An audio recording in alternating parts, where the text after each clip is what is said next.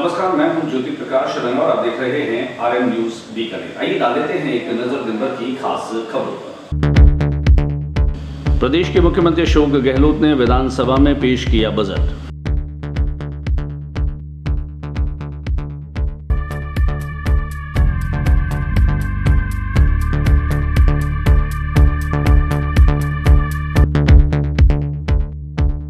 मुख्यमंत्री अशोक गहलोत ने विधानसभा में बजट पेश किया। कांग्रेस ने बजट को विकासोन्मुखी बताया, वहीं भाजपा ने इसे कहा छलावा।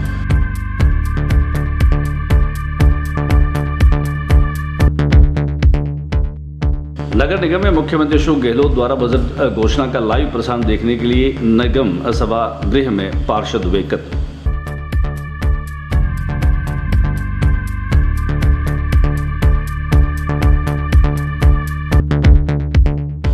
राज्य स्तरीय कार्मिकों का 2 दिवसीय कार्यक्षमता संवर्धन प्रशिक्षण 24 फरवरी से।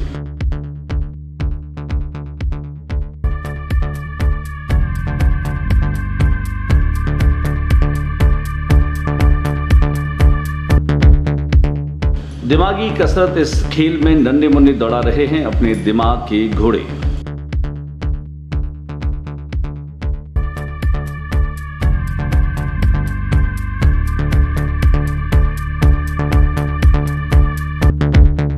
जिला उद्योग संघ के अध्यक्ष पद पर 25 या हुए निर्विरोध निर्वाचित।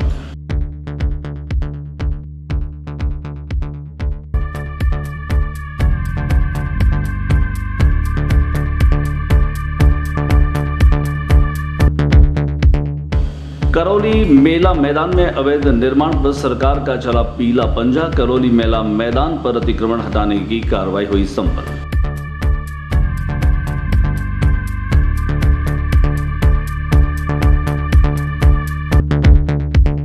मालखेड़ा चौकी को थाने में क्रमोन्नत करने पर स्थानीय लोगों में खुशी की लहर।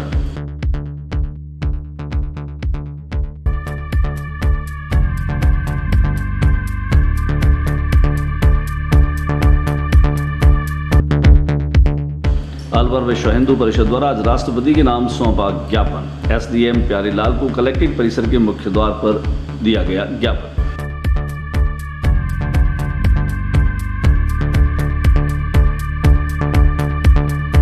और अब खबरें विस्तार से। राजस्थान राज्य का बजट आज मुख्यमंत्री अशोक गहलोत ने विधानसभा में प्रस्तुत किया। आज न केवल अशोक गहलोत ने अपने बजट प्रस्तुत करने के साथ में तमाम लोगों को राहत देने की बात की। आज उनके इस बजट भाषण को और बजट प्रस्तुत करने के अंदाज को तकरीबन प्रदेश की जनता ने लाइव भी देखा। बीकानेर में भी अनेक विभागों में आज न केवल उनके बजट प्रसारण को लाइव देखा गया, बल्कि नगर निगम में आज खास तौर से पार्षदों ने सभागृह में मुख्यमंत्री अशोक गहलोत के द्वारा विधानसभा में पेश किए गए इस बजट का लाइव प्रसारण देखा। आइए दिखाते हैं हम आपको उसकी कोशिश रखिए।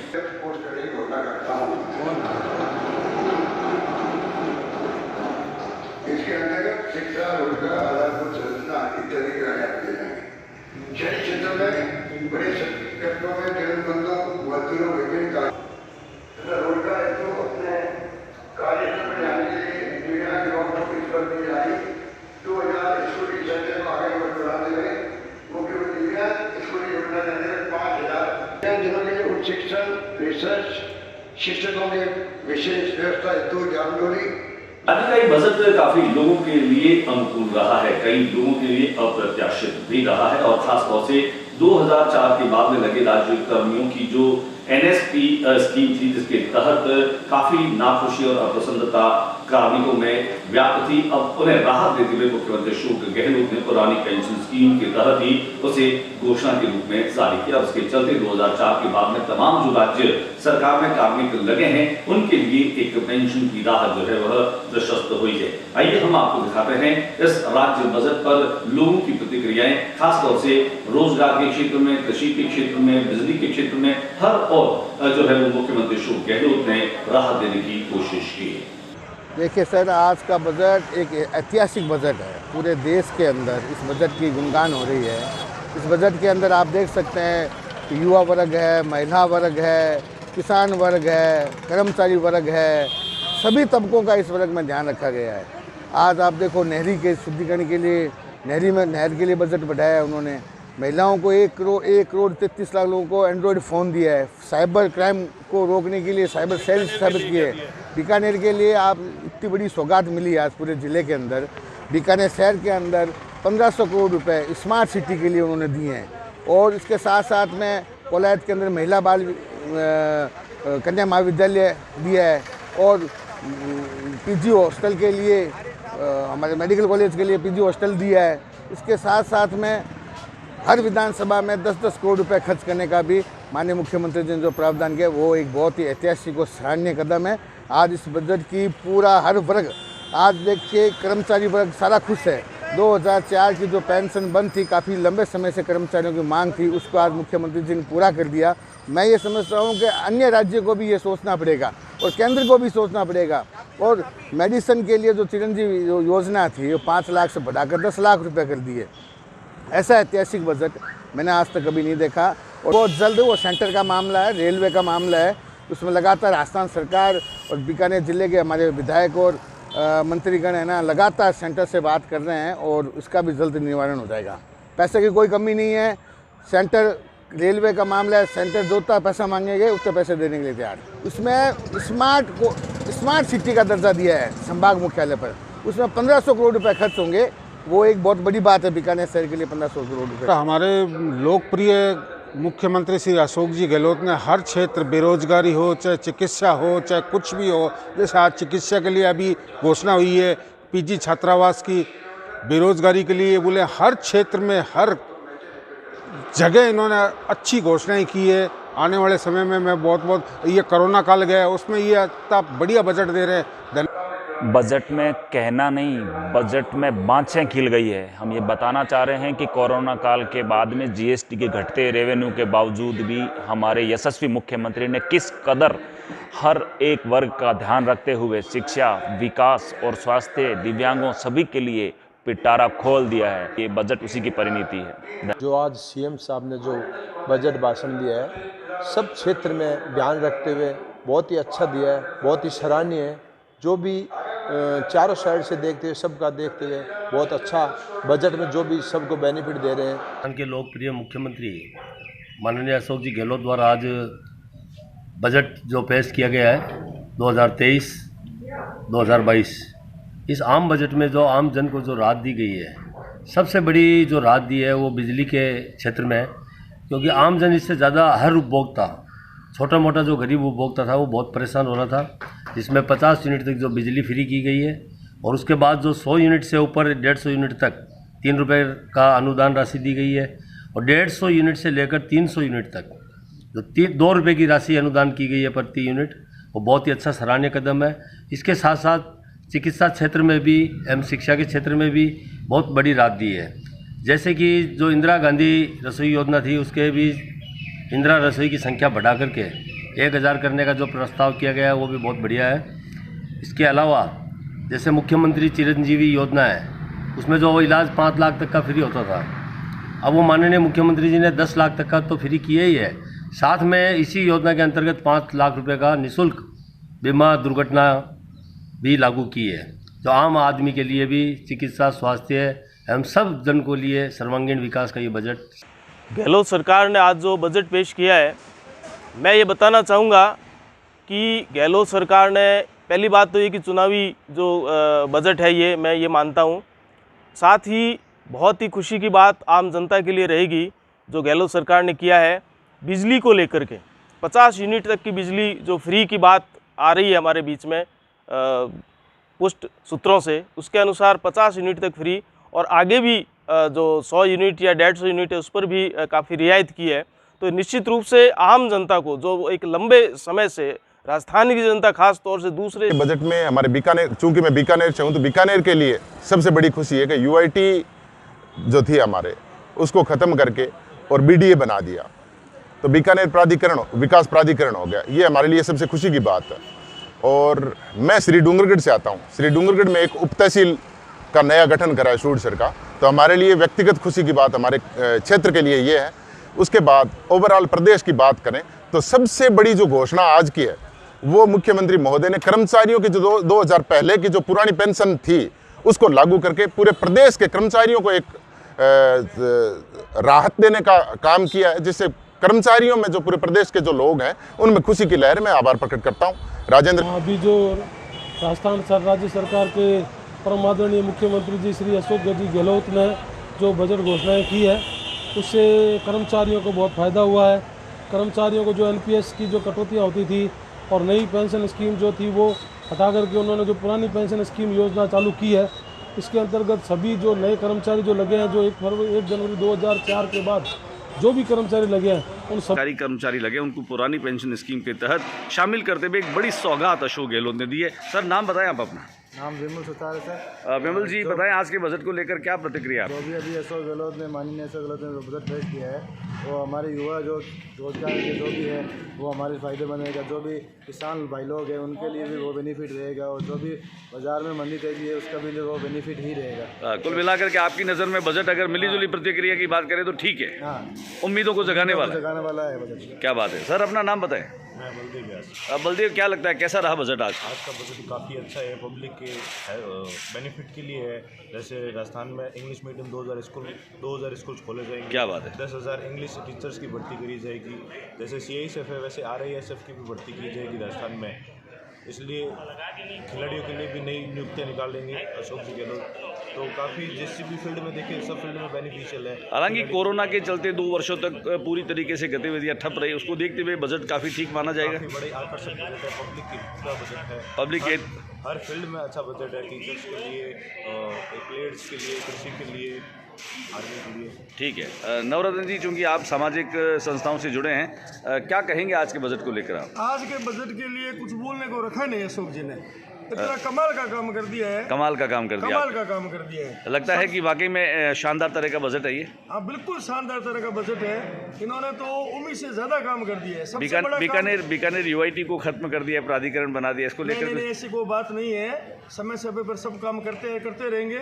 सबसे बड़ी खुशी की बात यह है 2004 से जो पेंशन बंद थी उसको पुनः चालू कर दिया है। ये बहुत ही कर्मचारियों के हित की बात की है। कर्मचारियों के हित की बात की है। किशन जी, क्या कहेंगे आगे बजट को लेकर? इस बार का माननीय अशोक जी गहलोत का जो बजट है वो बहुत ही शानदार और सराहनीय है, क्योंकि 3 क्षेत्र के अंदर यदि सरकार काम करती है तो वो बजट शानदार कहलाता है।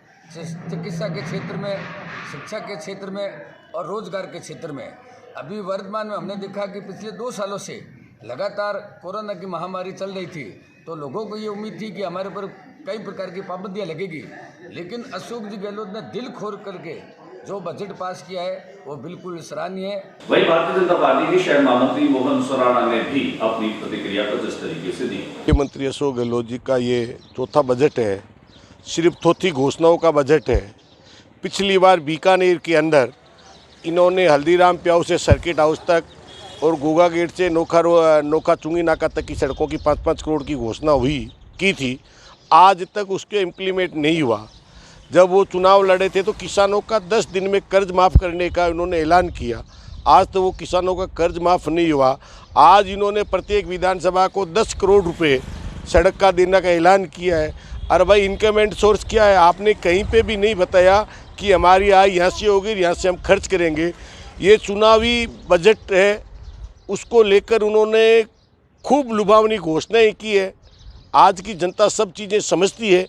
कहीं पे भी इन बजट का आम जनता को राहत नहीं दी गई है।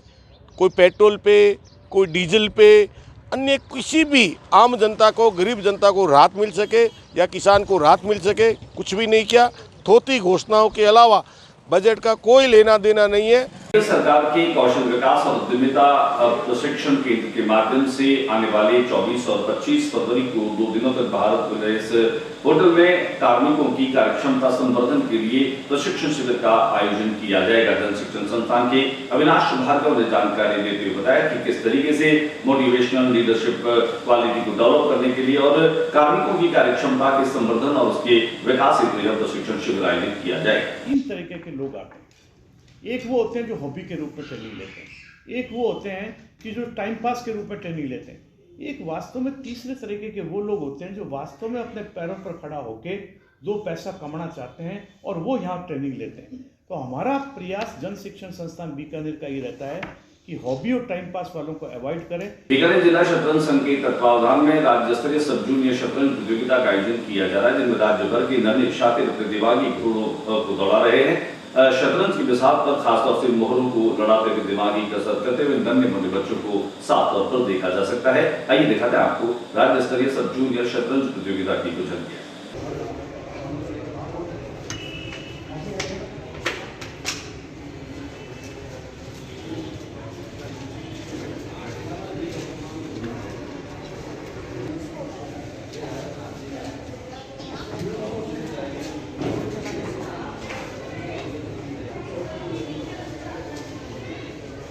लड़के व लड़कियों की सब जूनियर राज्य स्तरीय प्रतियोगिता है। इसमें कुल 13 जिलों के 91 खिलाड़ी 91 प्लेयर्स भाग ले रहे हैं, जिसमें राज्य सीनियर चैंपियन, राज्य सीनियर उप विजेता भी शामिल है, वर्षांक चौहान, यश बरड़िया जयपुर से। इसके अलावा कम से कम 20 से ऊपर खिलाड़ी अंतर्राष्ट्रीय रेटेड है। इस प्रतियोगिता के आधार पर राजस्थान टीम चयनित होकर के राष्ट्रीय खेलों में भाग लेगी। ये जो है राजस्थान राज्य सब जूनियर प्रतियोगिता हो रही है। इसके अंदर जो प्लेयर खेल रहे हैं, करीब लगभग 100 प्लेयर्स आए हैं विभिन्न जिलों से। ये जाकर आगे जाकर राजस्थान राज्य का प्रतिनिधित्व करेंगे। बीकानेर जिला उद्योग संघ के अध्यक्ष पद पर एक बार फिर से द्वारका 25 को निर्विरोध रूप से निर्वाचित किया गया। गौरतलब है कि मुकाबले में 2 प्रत्याशी और थे, जिन्होंने अपने नामांकन के बाद में अपनी नाम जो है वो वापसी कर दी थी, जिसके चलते द्वारका 25 को निर्विरोध तरीके से निर्वाचित किया गया। जिला उद्योग संघ के अध्यक्ष पद पर द्वारका 25 के निर्वाचित हो जाने के बाद में 2 उपाध्यक्ष भी निर्विरोध निर्वाचित हुए। वहीं 14 कार्यकारिणी सदस्यों को भी शपथ दिलाई गई। इस मौके पर निर्वाचन अधिकारी एडवोकेट अजय पुरोहित थे। आइए हम आपको दिखाते हैं कि कैसे जिला उद्योग संघ के अध्यक्ष पद पर द्वारका 25 फिर से निर्विरोध निर्वाचित हुए। सर्वप्रथम तो मैं चाहूँगा बीकानेर में हवाई सेवा का विस्तार हो। बीकानेर में जो मेगा फूड पार्क मंजूर हो रहा है उसका कार्य चालू हो। बीकानेर में ड्राई पोर्ट बने। बीकानेर में जो गैस पाइपलाइन मंजूर है उसका काम भी शीघ्र चालू हो। बीकानेर के अंदर हमारे को जो ट्रेनों की जरूरत है वो भी मिले और हम हर उद्यमी को। करौली जिले में मेला मैदान पर हुए अतिक्रमणों को हटाने के लिए आज पीला पंजा चला। जेसीबी मशीन के माध्यम से कच्चे पक्के कई अतिक्रमणों को हटाया गया। 16 फरवरी से मेले से पूर्व हालांकि इन अतिक्रमणों को चिन्हित कर लिया गया था। उसके बाद में आज जब यह कार्रवाई की गई तो भारी संख्या में भीड़ भी जमा हो गई। हालांकि पुलिस को थोड़ा बल प्रयोग भी करना पड़ा, लेकिन मेला मैदान के आसपास तमाम अतिक्रमणों को आज हटाने की कार्रवाई मुकम्मल की गई।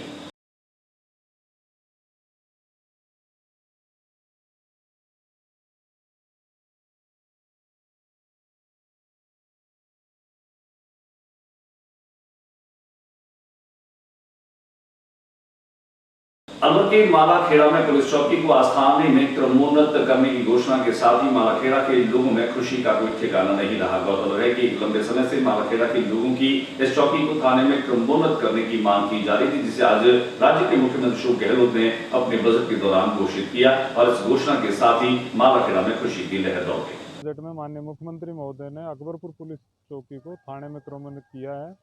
ये अकबरपुर क्षेत्र की बहुत पुरानी मांग थी।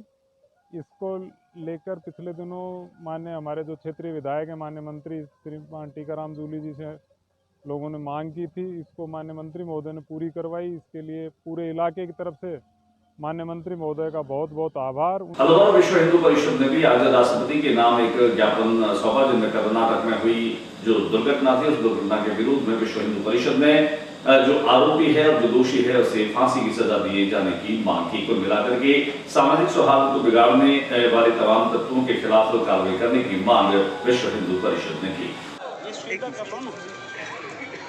गौ माता के दुष्कर्मियों को फांसी दो, फांसी दो। गौ माता के दुष्कर्मियों को फांसी दो, फांसी दो।